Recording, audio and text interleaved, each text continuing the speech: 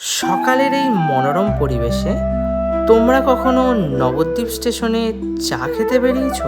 হ্যাঁ, আমরা বেরিয়েছিলাম। সেদিন সকাল 6টার সময় আমি ধরতে গেছিলাম 7:05-এর ট্রেন। কিন্তু রাস্তাতে যেতে যেতে আমাদের সাথে ঘটে গেল একটা অঘটন। অর্ধেক রাস্তায় যেতে না যেতে আমাদের গাড়ির তেল শেষ হয়ে গেছিল।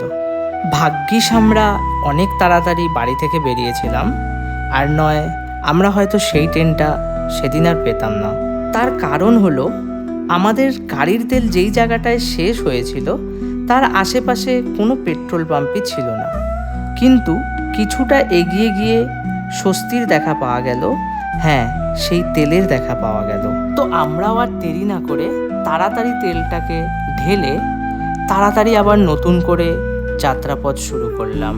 কিছুক্ষণের মধ্যেই দেখতে না দেখতে আমরা পৌঁছে গেছিলাম নবদ্বীপ ধাম স্টেশনে। তোমরা দেখতেই পাচ্ছ, 6:33-এ আমরা পৌঁছে গেছিলাম, একদম সঠিক টাইমে, এবং টাইমের আগেই পৌঁছে গেছিলাম। যদিও আমি এটাই চেয়েছিলাম একটুখানি আগে গিয়ে নবদ্বীপ ধাম স্টেশনের পাশে চা খাবো বলে একটু তাড়াহুড়ো করে গেছিলাম।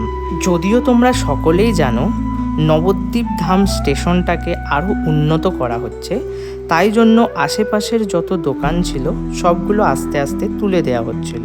তাও দেখলাম এই চায়ের দোকানটা। তো আমিও আর দেরি না করে চা খাওয়া শুরু করে দিলাম। চা খেতে খেতে দেখলাম কাকা কিন্তু খুব সুন্দরভাবে ব্রেড বাটার করছিল। তো সেটা দেখে আমারও খুব পছন্দ হয়ে গেছিলো। তো আমিও আর দেরি না করে কাকাকে বললাম, আমাদের জন্য ব্রেড বাটার রেডি করো। একটা ব্রেড বাটার বিশ্বকে দিয়েছিল, আরেকটা ব্রেড বাটার দীপের জন্য রেডি হচ্ছিল। তো দীপকে বললাম, একবার খেয়ে দেখ, ব্রেড বাটারটা যদি ভালো লাগে তারপরেই আমি নেব। তো দীপ বলল, না, ব্রেড বাটারটা সত্যি ভালো লাগছে।